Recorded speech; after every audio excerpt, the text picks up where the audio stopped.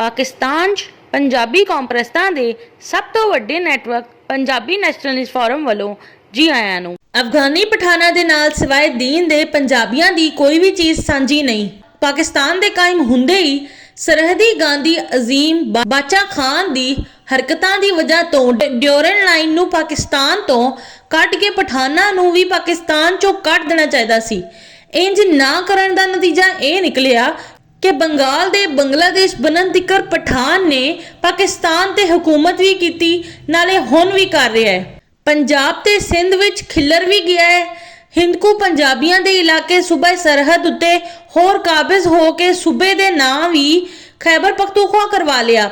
ਪਾਕਿਸਤਾਨ ਤੇ ਹੁਕਮਰਾਨੀ ਕਰਨ, ਪੰਜਾਬ ਨੂੰ ਲੁੱਟਣ, ਪੰਜਾਬੀ ਕੌਮ ਨੂੰ ਬਲੈਕਮੇਲ ਕਰਨ ਤੋਂ ਇਲਾਵਾ ਪੰਜਾਬ ਤੇ ਕਬਜ਼ਾ ਕਰਨਾ ਤੇ ਪੰਜਾਬੀਆਂ ਨੂੰ ਗਾਲਾਂ ਕੱਢਣਾ ਤੇ ਅਜ਼ੀਮ ਬਾਚਾ ਖਾਨ ਦੇ ਪੋਤਿਆਂ, ਪੜਪੋਤਿਆਂ ਤੇ ਪੈਰੋਕਾਰਾਂ ਤੱਕ ਦਾ ਫਰਜ਼ ਬਣਿਆ ਚੁੱਕਿਆ ਹੈ। ਹੁਣ ਵੀ ਹੱਲ ਇਹੋ ਹੀ ਹੈ ਕਿ ਫਾਟਾ ਨੂੰ ਅਜ਼ੀਮ ਬਾਚਾ ਖਾਨ ਦੀ ਕਬਰ ਵਾਲੇ ਇਲਾਕੇ ਦੇ ਹਵਾਲੇ ਕਰਕੇ ਪਠਾਨਾਂ ਨੂੰ ਪੰਜਾਬ, ਸਿੰਧ, ਖੈਬਰ ਪਖਤੂਨਖਵਾ, ਬਲੋਚਿਸਤਾਨ ਚੋਂ ਕੱਢ ਦਿੱਤਾ ਜਾਵੇ ਤਾਂ ਕਿ ਰੋਜ਼-ਰੋਜ਼ ਦੀ ਚਿਕ-ਚਿਕ ਤੇ ਪਕ-ਪਕ ਮੁੱਕੇ ਤੇ ਪੰਜਾਬੀਆਂ ਨੂੰ ਪਠਾਨਾਂ ਤੋਂ ਹੋਰ ਗਾਲਾਂ ਨਾ ਖਾਣੀਆਂ ਪੈਣ।